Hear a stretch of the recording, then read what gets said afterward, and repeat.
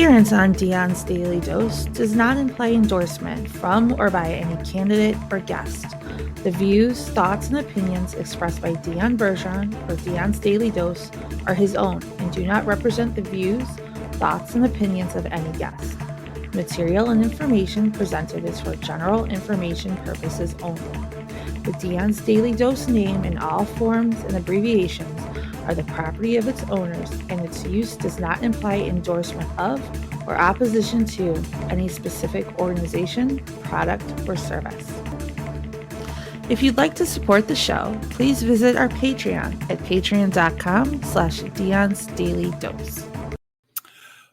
Welcome, ladies and gentlemen. Hi. So, figured I'd do a little longer freeform video for the last one for tonight. I wanted to chat with you guys because I wanted to get your opinion. You, after all, are the viewer. You are who this is for. I do this for you guys' entertainment and information, and I would like your opinion about some changes that I'm considering making to the channel. Let me know in the comments or hop on here and chat right now. And let me know what you guys think. What do you prefer? Do you like the shorter clips, the news stories that I do? Do you like and none of these are mutually exclusive, right? You can have one more than the other, or, get rid of one completely. Tell me what you guys like. Do you like the more interviews? Do you like the ones where Sean and I have a conversation? Or someone is in the studio? Do you like the remote pop-ins? What do you guys like? Let me know. We're going to be doing some changes here. And I wanted to make sure that I reach out to you and find out what you, the viewer, wants to see.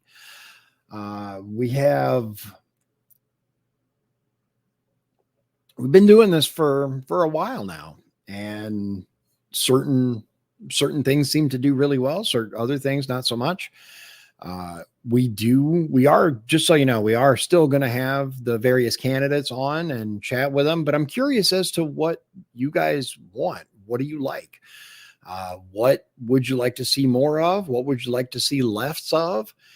Do you like the short clips? Do you like just hanging out? Do you like the hour and a half long streams where we just kind of chat about current events? Let me know what appeals to you. I have a couple of news stories that I'm going to share with you, but mostly I really wanted to get your opinion. I wanted to see where your head was at. We're going to try to move into a little more of the short clips if you guys dig it. What's on your mind? Like, what do you enjoy? There are obviously every day there's more and more news stories out there, and alternative media, I should say alternative reporting, is really, really important. I don't pretend to be a big channel. I don't pretend to have, hundreds of thousands of followers or anything like that. But I do believe that frank, honest discussion and frank, honest reporting, especially with what's going on in the world, is really, really important. Our mainstream media doesn't keep us informed. It doesn't tell us what's happening. So I think that having a source of information that you can turn to, especially someone that you can chat with and have a real discussion with, is super, super important. We're lining up, like always, we're lining up people to come on the show, and we're always going to have local and larger candidates that come on so that you can meet them. We're not going to get away from that. But I'm curious as to what you guys think about filling the rest of the time. We were not able to, especially if it's not an election year, we're not able to get people on every single day. There's not that many candidates on the ballot, especially locally. But what else appeals to you? What do you enjoy watching? But we're going to dive in here. I'm going to show you guys some of the truly heartbreaking stuff that's happening. This one here. So a teacher in West Virginia was arrested on exploitation charges, sexual exploitation charges of a child. Edgar Kahn, teacher in Jefferson County Schools, West Virginia. Apparently a drag queen. 8 counts of exploitation of a minor and charges related to distribution. Unfortunately. And why is this important? Well, one of the things that we're being told is that every person who declares their sexual freedom, or whatever you want to call it, right? Transgenders, non-binary, people like that are immune to criticism. And I disagree with that. If someone is bad, regardless of who or what they identify as, then we should be able to call them out on it, right?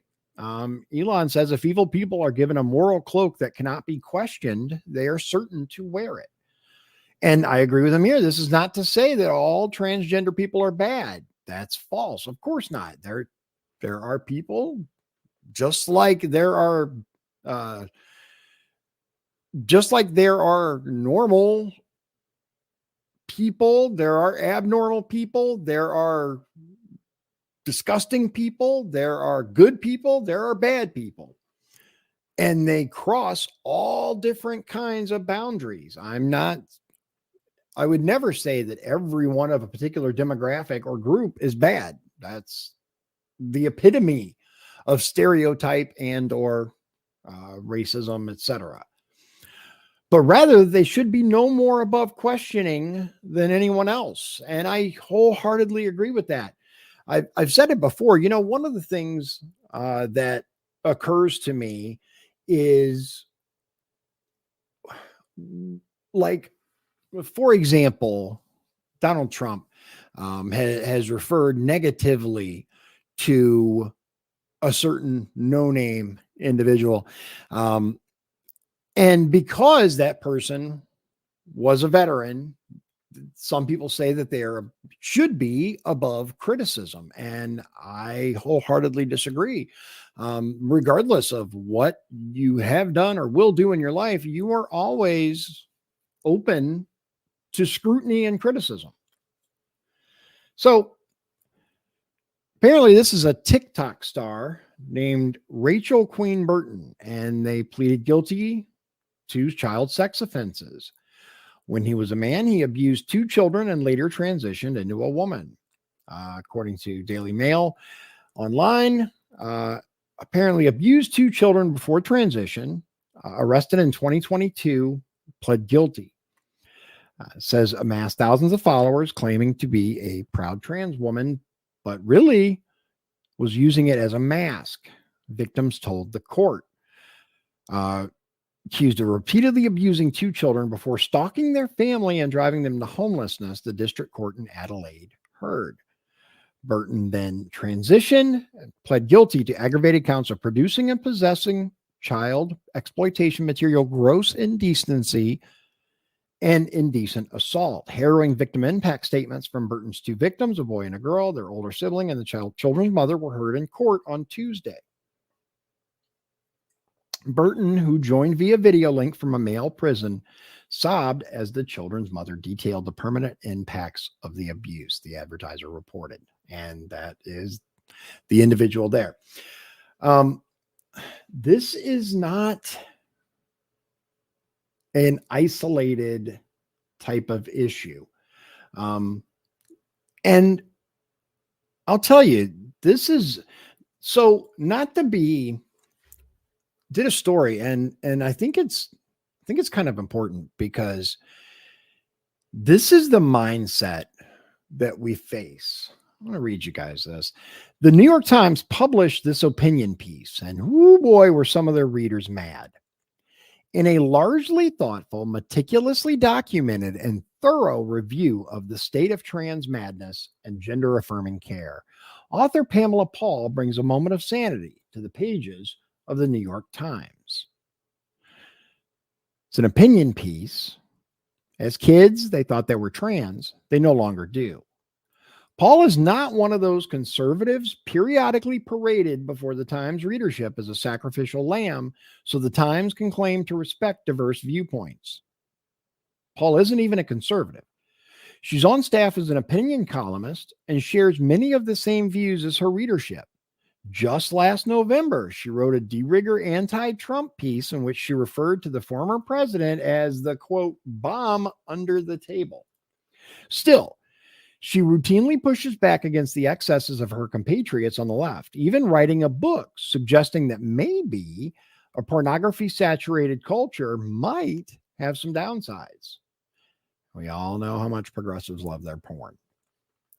There is plenty to nitpick in this piece, but it is on balance a pretty straightforward recitation of the patently obvious and all too common downsides of the mad rush towards gender-affirming care. She starts her piece with a heartbreaking story with which not to be readers will be sadly familiar. Grace Powell was 12 or 13 when she discovered she could be a boy. Growing up in a relatively conservative community in Grand Rapids, Michigan, Powell, like many teenagers, didn't feel comfortable in her own skin. She was unpopular and frequently bullied. Puberty made everything worse. She suffered from depression and was in and out of therapy. A mentally ill tween, the economic lifeblood of the multi-billion-dollar trans industry. Reading about transgender people online, Powell believed that the reason she didn't feel comfortable in her body was that she was in the wrong body.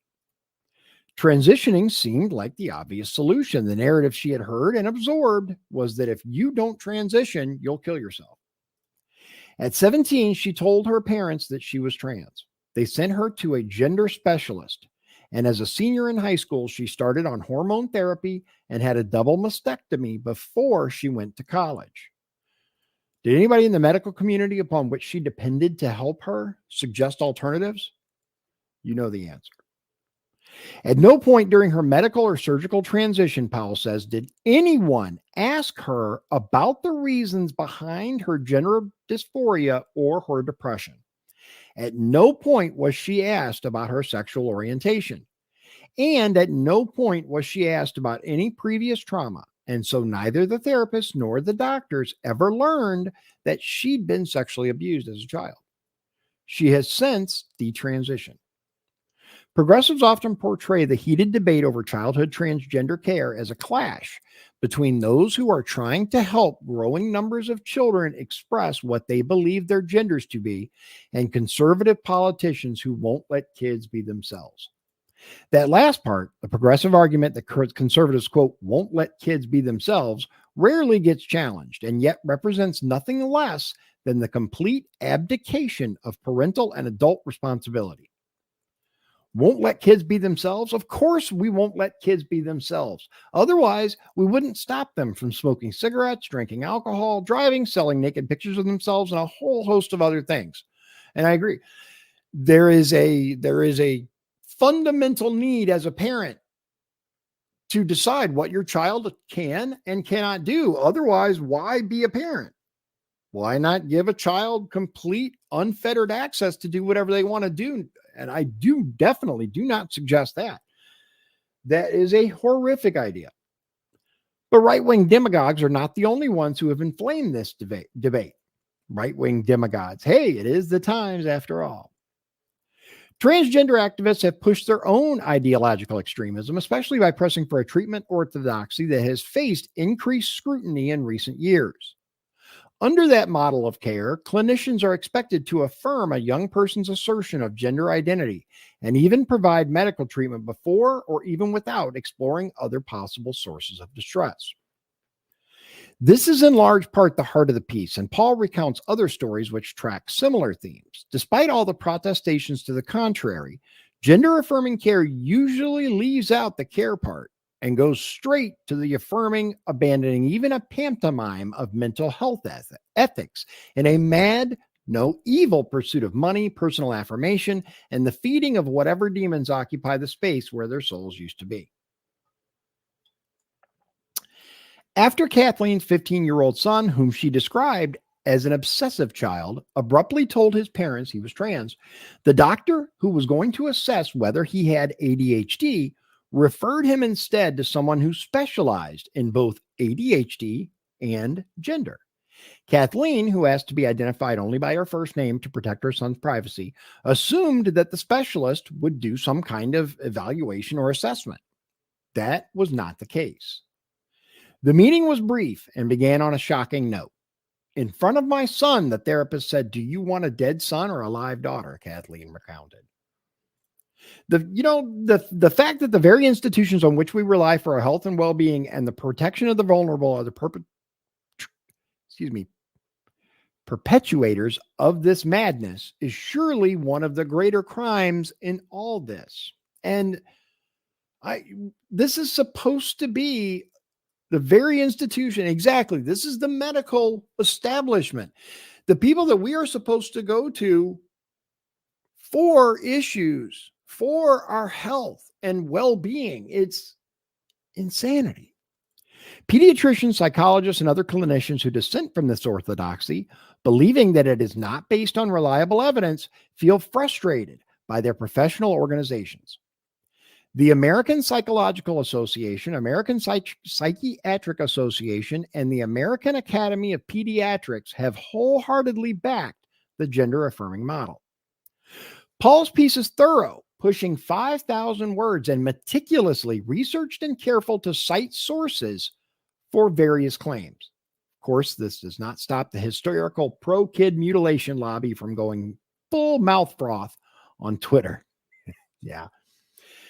Hi, NYT. You have a critical responsibility to cover transgender healthcare in a manner that relies on data, not opinion. The safety of healthcare providers and the people they serve depends on it. Here are the facts.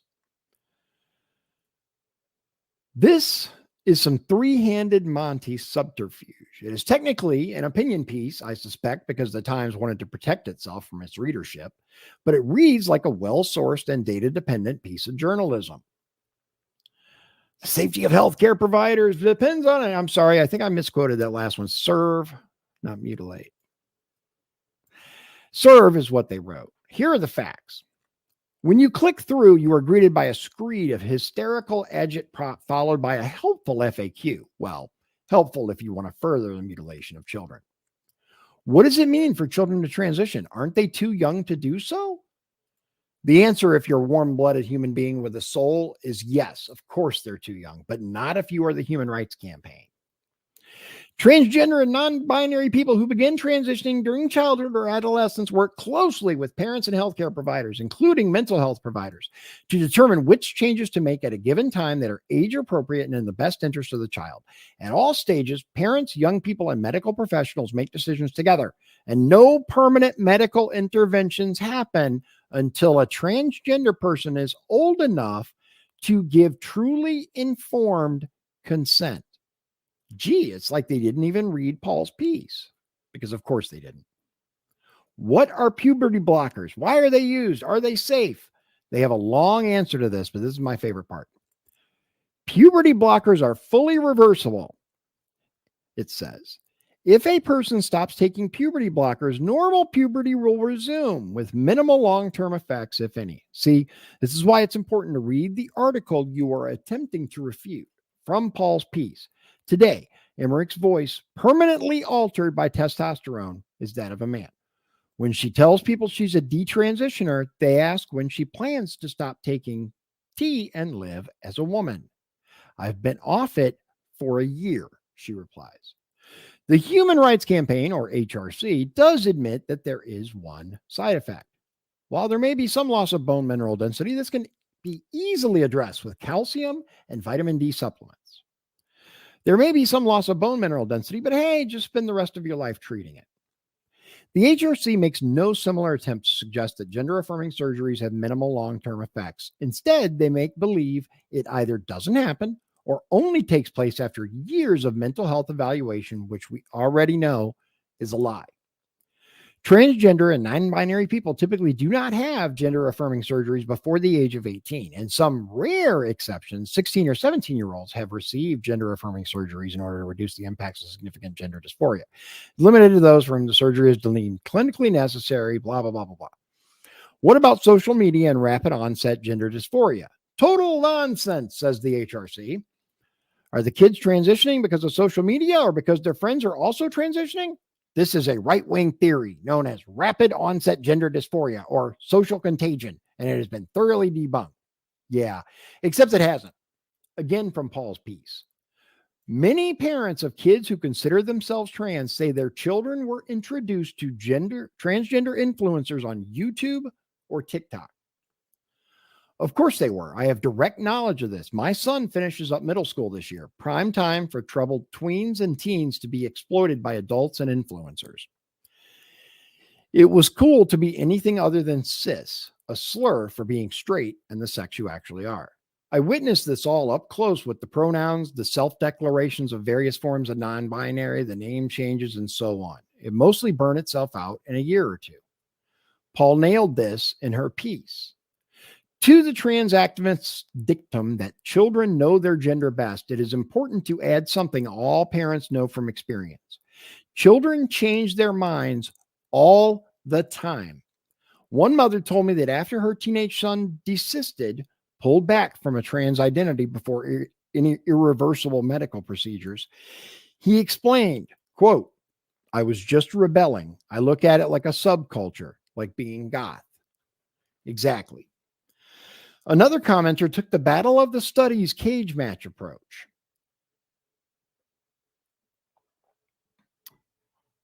Fact check. Misleading. What's funny is even with her cherry picking, misdirection, and dissembling, the best she can claim is misleading. Others just vented their spleen. Pamela Paul's obsession with children's genitals is really creepy. Why does she spend so much time thinking and writing about children's genitals? Is she a pedophile? Can't think of any other reason a grown woman would spend this much time thinking about children's genitals, says the person who wrote children's genitals 3 times in one tweet. And there was a lot of this. I canceled. Oh, look. Not all the comments were like that. Many were encouraging, thanking the author. Perhaps even more surprisingly, many of the comments to the article in the New York Times itself had a positive, thoughtful tone. More so than on Twitter, certainly, at least the early ones. I did not read all 2,000 plus. One example. Thank you so much for this article. Respecting children must include an acknowledgement that the ability to understand complex issues and make good decisions is not inborn, but developed. We don't allow children to smoke, drink alcohol, stay out all night, quit school, and countless other things, and for good reason. When one of our daughters expressed the desire for a tattoo at the age of 14, I told her she was too young to fully understand permanence, so I couldn't allow her to. I said that she would be able to get one when she turned 18, but advised her to wait until she was 25. She got her first tattoo at 25 and is very glad that she waited.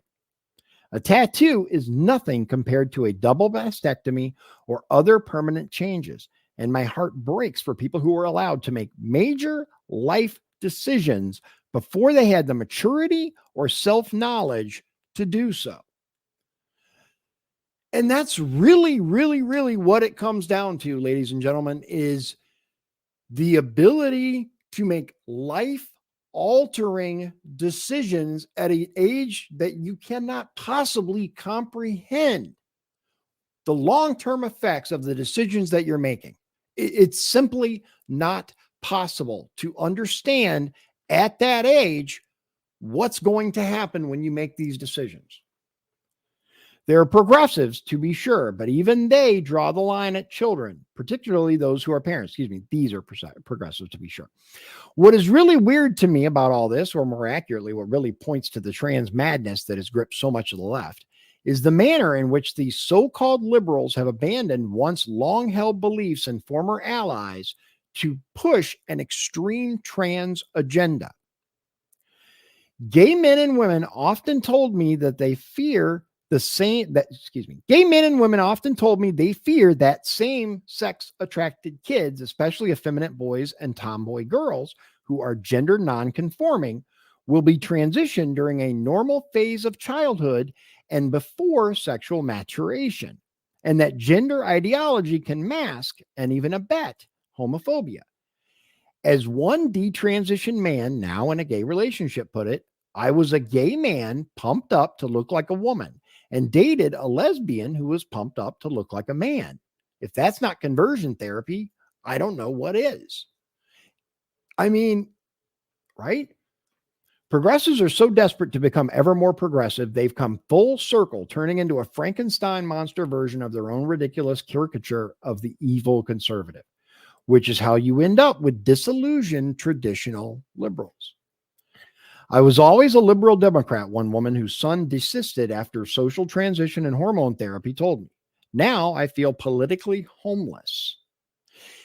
Politically homeless is a term that I've heard more and more often lately. It is someone who does not feel as if a particular ideology politically aligns with where they are. And I think that we're going to see even more of that as we come to this election. Maybe there's hope because there is one thing that little, if any, I found none, commenters were willing to address: the very real life stories of human tragedy. It comes down to, who are you going to believe, me or your own lying eyes?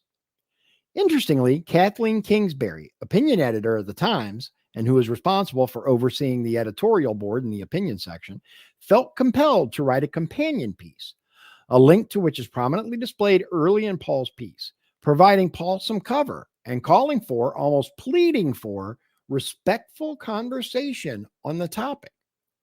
She's walking a tightrope, but these stories of lives wrecked because of a mad ideological agenda are only going to grow and will become increasingly difficult to hide, paper over with studies, or ignore. A tidal wave is coming, and hopefully, for all the human cost, it brings some sanity to our shores. Absolutely. Absolutely. I agree wholeheartedly with this article. And one of the things that I've seen personally, I have, for those of you who maybe haven't watched the show as long as some other of my viewers, I have family who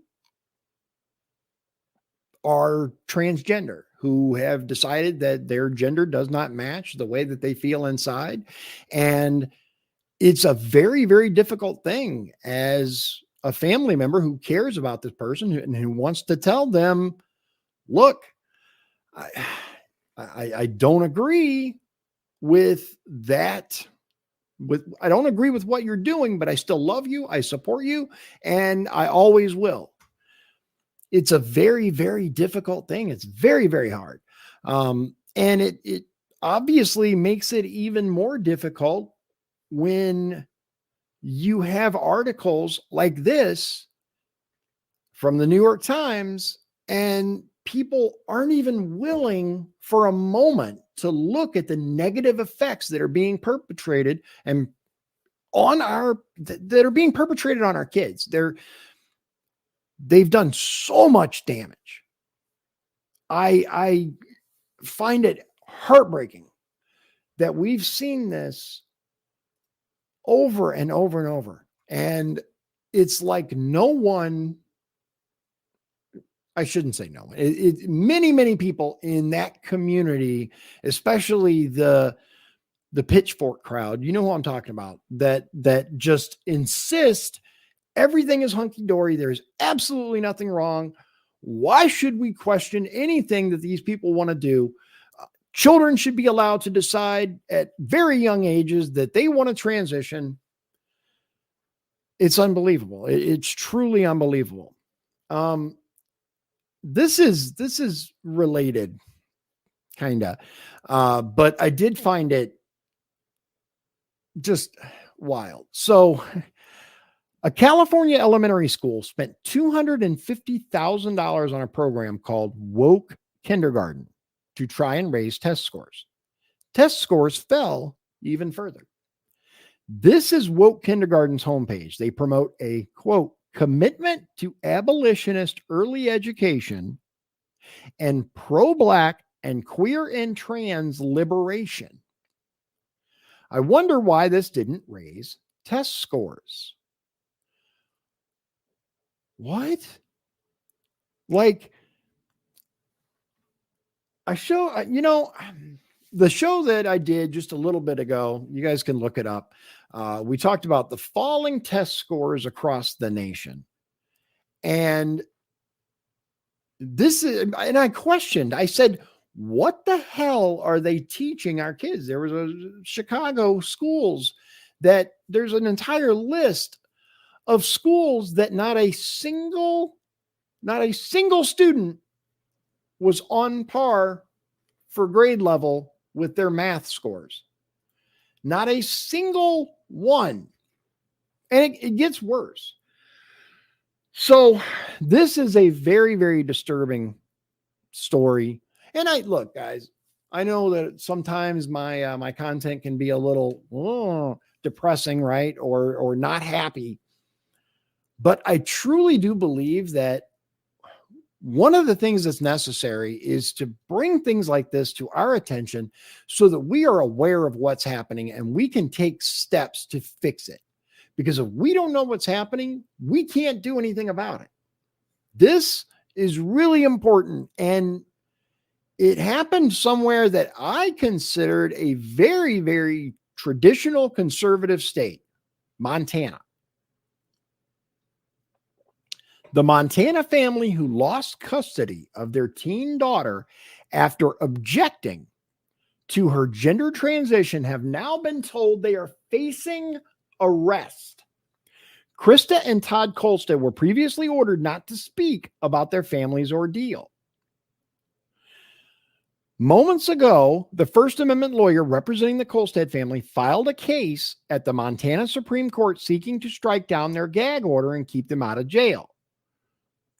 The Kolstads are currently in Ohio caring for a sick family member, but were told they would be arrested upon return to Montana in apparent retaliation for speaking out against the state's Child and Family Services Division. Let me see if this is... Okay, yeah.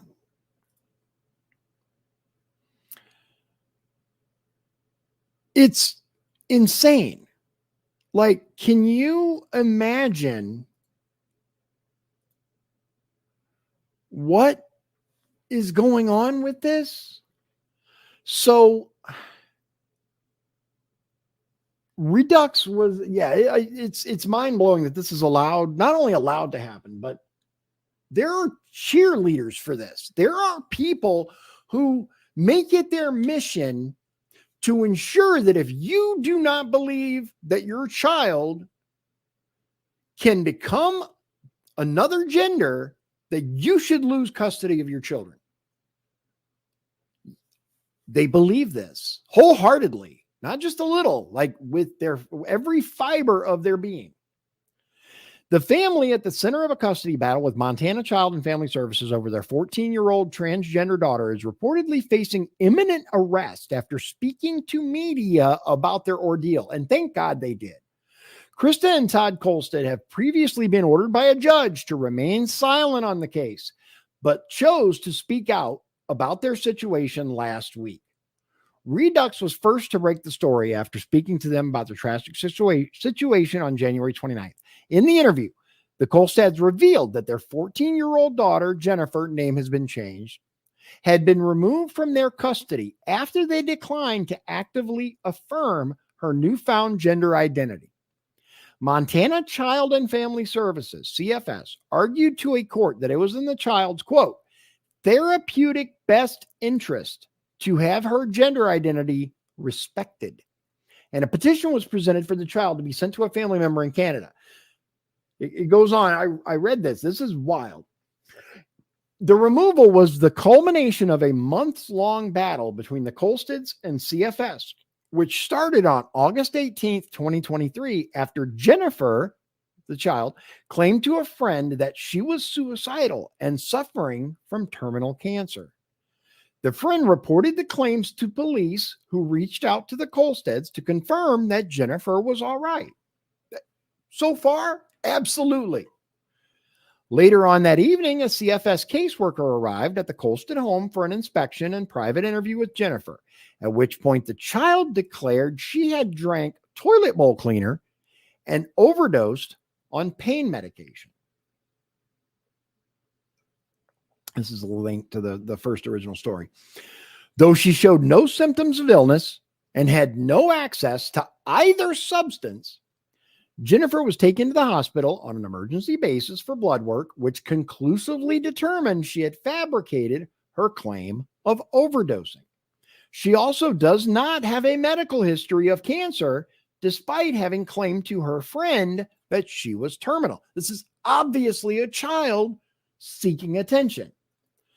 The Kolsteds attempted to inform CFS that Jennifer had a tendency of attention-seeking behavior and fabricating wild claims. But throughout the incident, Jennifer's gender identity was the main point of contention. The child told CFS she identified as a boy named Leo and that her parents were abusive and not willing to facilitate her transition. Jennifer spent 2 days in the hospital for monitoring, at which point the Kolsteds agreed with CFS that she would benefit from being sent to a residential treatment facility for counseling. It's probably not a bad plan. The child sounds like they have a lot of problems. While there were a number of Montana-based facilities floated as options, the possibility of Jennifer being sent to Wyoming was also mentioned as an unlikely alternative. On August 22nd, the Kolsteds were told that Jennifer was next in line for a bed in Billings, Montana. But later on that same day, they received a call from the hospital informing them that she was instead being sent to an unnamed facility in Wyoming. Don't worry, ladies and gentlemen. It's the government. I'm sure they have your child's best interests at heart. We're just going to take them out of your home and send them to another state where we're not going to tell you where they are. Right. Faced with a number of unanswered questions, and a concern about Wyoming's laws allowing children to transition, the Kolsteds expressed a hesitancy to allow Jennifer to be sent across state lines. Gee, I freaking wonder why. Within 10 minutes of refusing to immediately sign paperwork releasing Jennifer to the facility, Montana Child and Family Services arrived at the Kolsted residence with police and served them with paperwork, temporarily removing Jennifer from their custody. Jennifer was eventually returned to Montana to enter a youth group home for additional counseling. But the Kolsteds' fight with CFS had only just begun. Though initially told that Jennifer would be returned to their care after her time at the group home was finished, CFS petitioned the court to remove Jennifer from their custody completely and have her sent to her long estranged biological mother in Canada. Quote, "We were told that letting Jennifer transition and live as a boy was in her therapeutic best interest. And because we aren't willing to follow that recommendation, the court gave CFS custody of Jennifer for 6 months," Krista told Redux. CFS is now going to place Jennifer in the care of her birth mother in Canada, who has never really been a part of her life. The judge said to us, quote, "You need to expect that reunification with your family may not be what you were expecting." Excuse me? In response to the decision, the Kolsteds released a video on social media pleading for help. I can understand that. I can absolutely understand it and respect it, because I'm going to tell you, ladies and gentlemen, social media is one of the few weapons that we have It is one of the few ways that we can reach out and talk to one another, let people know what the hell is going on with our kids, with our children, with our government that is infringing beyond anything I have ever seen in my life on what's supposed to be a sacrosanct nuclear family. And of course, we know that the nuclear family has been under attack for quite a while. They used social media. They reached out. They said, hey, we would like help. The court demanded they remove it and issued a gag order restricting the Kolsteds from speaking further on the case. And that's something that we're starting to see a lot more. We're starting to see judges ruling, oh, you're not allowed to speak. They voluntarily defied the order, re-uploaded the video, and spoke to press regardless, out of concern over what was happening to their family. I'm behind them 100%. While a contempt of court hearing was set for January 29th, the Kolsteds had to file for a continuance in order to leave the state and attend to a severely ill family member in Ohio. But the already mind-boggling story has only continued to grow in complexity after, listen to this, the governor of Montana, Greg Gianforte, released a statement on X, Twitter, siding with the decision of the state's Child and Family Services. While not directly accusing the Kolsteds of abuse, Gianforte suggested that Jennifer was removed from the household for legitimate reasons. To give them their best shot at reaching their full potential, children deserve to grow up in happy, healthy homes with loving families. Sadly, this ideal is not always realized. 1 out of 8. Hi, Greg. I reviewed the Child and Family Services petition in this case, too. The entire argument that CFS relied upon, that the child was abused, neglected, was based on the fact the parents didn't want her sent to a Wyoming-based residential treatment facility. And I agree. The entire thing started because they said, we don't want our daughter going out of state because, number one, you're not telling us where and why. They have different laws there. I live in this state. While the CFS affidavit does extensively detail the child's complaints of abuse for not being affirmed in her desire to live as a boy, the argument made by CFS that resulted in her being removed from her parents' care was their hesitancy to immediately sign paperwork sending her to Wyoming. I'm going to tell you, if they tried to take my child and send them to another state, I would have a problem with that too. You're damn right. Both the CFS affidavit and the accompanying report neglect to acknowledge that Jennifer had lied about having terminal cancer, drinking Clorox toilet bowl, or overdosing on prescription medication. All statements that would lend weight to the parents' initial warnings that Jennifer had a history of attention-seeking behavior. All of the documents from CFS reviewed by Redux repeatedly state that the Kolsteds' reluctance to allow Jennifer to be transported to Wyoming on demand was the sole reason for her removal from their custody. Parents are unable or unwilling to perform parental duties. Child needs medical attention. Previous accusations of household instability detailed in the CFS report from 2016 and 2017, both of which involved Todd's ex-wife, were noted unsubstantiated, which means there's no evidence for this. We find that there is no reason to believe this. And there has never been any history of Todd nor Krista physically harming or otherwise neglecting any of their children's care. But despite the clear indications that the abuse in the Kolsted residence was limited to not affirming Jennifer's gender identity and expressing a hesitancy to sign paperwork allowing Jennifer to go to Wyoming, a push to paint the Kolsteds as legitimately abusive has begun in an apparent effort to justify CFS's actions. Disturbingly, Many of those pushes appear to originate directly from the governor's office. Travis Hall, Governor Gianfort's senior advisor, has shared 2 posts to his social media account in which it is implied that the Kolsteds were severely abusing Jennifer. In one post shared by Hall, a user claims that even children living in, quote, absolute filth meth labs with both parents being dealers and addicts were not taken away from their parents in the way Jennifer was, implying what was happening in the household was far worse.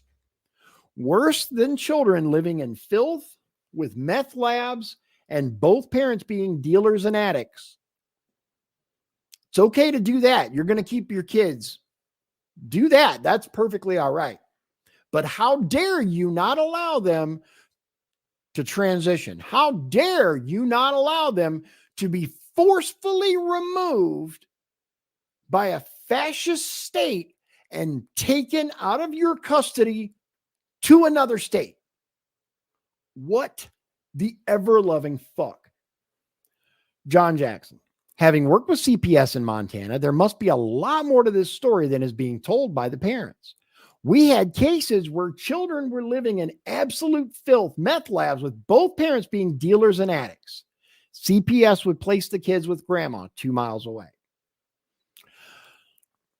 The level of mental gymnastics necessary to equate not allowing your child to mutilate themselves as being worse than being meth heads, crackheads, dealers is mind-boggling.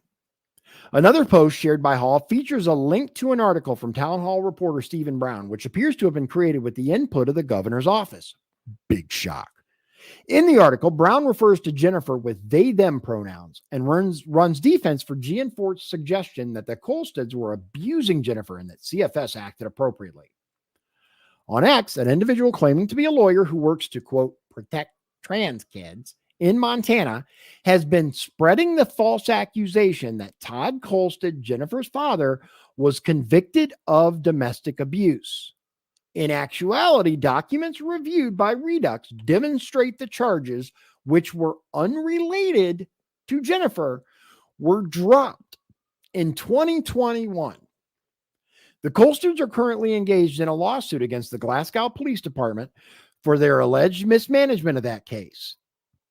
And the officer at the center of the suit, is also being pursued by other Glasgow residents for similar acts of misconduct. Oh, look, a rogue agent. But while the Kolsteds have experienced an outpouring of support on an international level after taking their story public, Governor Gianfort appears to be doubling down once again.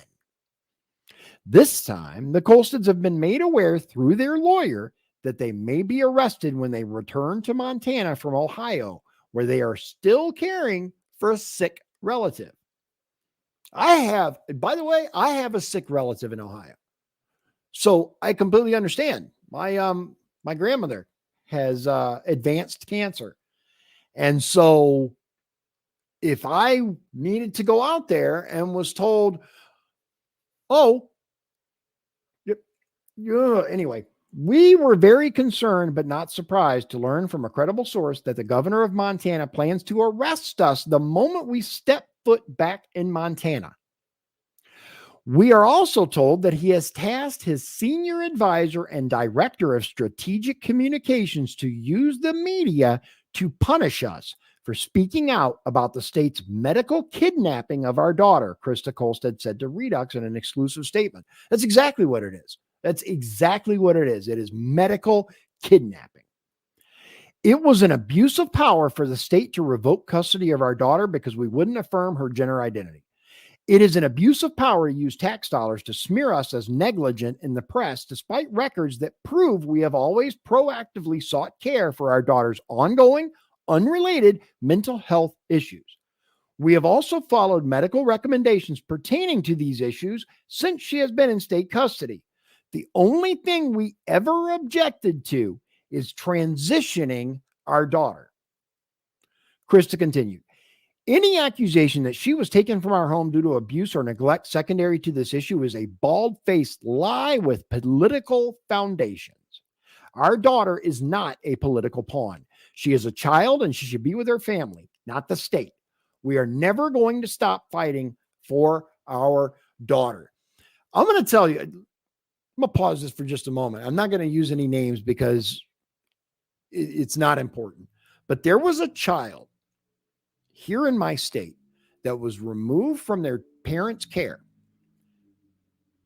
Some other people stepped in. They were put with the foster family. Luckily, the foster family loved this child very, very much and took care of it, right? This child was removed from these foster parents. Now, bear in mind that the original case involving the biological parents was horrific. Absolutely horrific. They were removed from the foster parents' care and put back with the parents, the original biological parents. That child is dead today. So there are instances where parents should absolutely not have their children. At the same time, this is not one of them. This is absolutely not one of them. And we have seen children be returned to their parents for far, far, far worse things than this. Some of them work out. A lot of them do not. And to equate something like this with actual real abuse is insulting. Since receiving the news of their possible arrest, the Colstons have no plan to return to Montana at this time. Maddie Watkins, the family's media representative, reiterated Krista's sentiments and slammed Gianforte's office for participating in the smear campaign against the Colstons. We anticipated Governor Gianforte's next move would be to smear U.S. Air Force veteran Todd Colston and his wife Krista as abusive parents. It's clear that his top priority is his political reputation, not the child at the center of this increasingly political fight, Watkins said. Surely to defame parents as abusive, to take away their child, requires some standard of evidence. If not, where does this stop? Which family in which state is next? In my opinion, Gianforte is giving state agents a manual on how to sever the parent-child relationship and bypass all levels of law and government in order to put any minor they like on the affirmation to lifelong medicalization pipeline. Our children are not safe in government care. How much more information, how much more proof do we need that the government is not your friend? It is not my friend. It's simply not. This is an absolutely heartbreaking story that I'm at a loss for words, because we are seeing this gigantic push for, quote, gender affirming care across the spectrum from all kinds of people, all kinds of government officials. They tell us that a child can decide what they want. They are old enough to make the decision. If they decide they're a different gender, that's okay. And if you, the parent, go, yeah, not so much. When's it going to stop? When's it going to end? Where are the parents' rights as opposed to the rights of the government and the rights of the fringe that want to brainwash your children? There are no words that can adequately describe what these parents are going through right now. My heart breaks for them. I do not know what the future holds for them, but I truly hope that they get good legal representation and that they can get their child back from state custody, because in many cases, and there's tons and tons of evidence out there, in many, many cases, the state, it's a pipeline. It's a pipeline to trafficking. It's a pipeline to a very, very disturbed adult.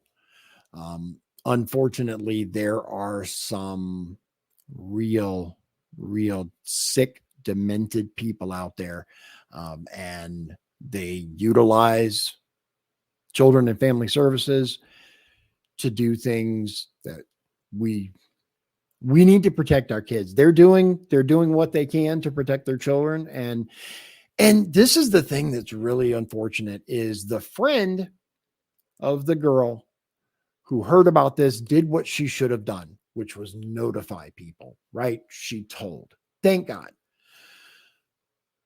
But in this case, once CFS, there is CFS, CPS, and other places, but once they determined that this child made all of this up, it should have been closed immediately. It should, they should have released the child back to their parents' care and said, "You're doing a good job." I don't know what I would do any more than what they are doing. I really don't. But one of the things that we have to do as a society is we have to form strong communities. We need friends, relatives, fellow patriots that believe the way that we believe, because I'm going to tell you, and it's something that I saw when I ran for office, there are far, far more people who believe the way we do than there are that do not. We share so much. Once you get away from the hot button topics like abortion and crap like that, the vast, and I'm talking 90+% of us, share the same goals. We have the same wants, the same desires. We want a safe neighborhood. We want to take care of our kids. We want to make sure they're safe. We want to keep sickos away from them. Whatever that means to you is whatever it means, but we all want that. We all want our children protected. And I say all, obviously I'm talking about the vast majority. There's that tiny little fringe that are just freaking nuts. But most of us want the same things. And I think it's really critical for all of us to have that network, to have that group, whether society continues, whether it falls apart. It is critical to have that group of friends, that group of family, that group of patriots who are willing to step up for one another, because we're up against it. We really are. So let me know. Let me know in the comments whether you enjoy this type of free form, whether you like when I have, more of a plan coming into it, or shorter videos. I appreciate it. Trying to make this as good as I can for you, because you take your time out to watch my content, and, I take my time out to make it. So once again, we can work together and make something awesome. If you guys know somebody who'd like to come on and have a discussion, remember, Sean's going to be back here Thursday, and we were going to have a very in-depth and detailed discussion about the things that are going on right now. I like it. I think it's a lot more interesting in a face-to-face kind of way. The camera's kind of, off to the side. I can't really do much about that. It's just the way that it's set up. But I think it works out well. And we're going to see how it works with an actual interview on 14th, because we've got Steve Hollifield, who's going to be here. He's running for LaPorte County Commissioner for District 2, the seat that's currently held by Rich Mrazinski, whose nickname is Snakes because of his propensity to put rubber snakes on somebody's desk and then say he didn't do it, even though there was video evidence of him doing it. These are the kind of elected officials we have around here, guys. It's freaking nuts. And I'm sure I'm not the only place that has crazy elected officials. That's just one of them. 2 out of the 3 commissioners, in my opinion, are freaking gone. But that's what we're dealing with here. Welcome to Indiana. I'm sure it's like this everywhere. I cannot even articulate how crazy some of the things I've seen since I ran for office. I really can't. It's genuinely disturbing to me how many of our so-called elected officials, and I've talked to many of them, how few of them truly understand the oath that they take to the Constitution. And I mean that. I mean that. I talked to a state rep who took an oath to the Constitution. Now, bear in mind, both Indiana and United States Constitution have the unfettered, protected right to defend yourself, right? Call it the Second Amendment with the U.S. Constitution, but Indiana takes it even a little further. There was a bill that was being considered, and it was a doing away with the permit, right? What's called constitutional carry. Thankfully, it passed. But during a discussion with this state rep, they said to me, I am glad that we do not have constitutional carry right now, because I'm trying to think of the exact words. I like the thought of there being an extra background check. You realize that in order to buy a weapon, you have to go through a background check, right? Unconstitutional, I might add, but we already have many checks on a shall not be infringed protected right. But yeah, they absolutely were in favor of keeping the permit system, absolutely in favor of they sleep a little better at night knowing that, not everyone has a weapon. It mystifies me how some of these people, win re-election over and over and over. And a lot of it comes from the small number of people that actually vote in the primary. The primary has a lot to do with why we have some of the people who have been in office since I was a kid. It's mind-boggling. It really legitimately is. But one of the things, again, that I learned, you need money to run for office. And until and unless you can get a massive grassroots effort going on, at least in your area, it's very, very hard. You're going to be up against some serious money. So with that, ladies and gentlemen, I'm going to end the stream, but tell me what kind of content you'd like to see more of. Tell me what you like. Tell me what you don't. I'm going to be making some changes here. And I played the intro when I started. Do you guys want me to keep the intro? Do you want me to ditch the intro? Because obviously it's not a long intro. I think it's like 1:15, which I feel might be a little long anyway. But with Tom McDonald's decision to fully embrace Ben Shapiro, I'm really hesitant to. It's fine. You'd like that song is earlier, but I'm really hesitant to keep using fake woke in my intro. But anyway, ladies and gentlemen, I hope you have a wonderful evening. Thank you for joining me, and God bless you. God bless Indiana, and God bless the United States of America. Much love to you. Good night. If you'd like to support the show, please visit our Patreon at patreon.com/Dion's Daily Dose. This has been Dion's Daily Dose, hosted by Dion Bergeron. Executive producers, Sean Holgram and Michael Beebe. Copyright 2024. Dion's Daily Dose, all rights reserved.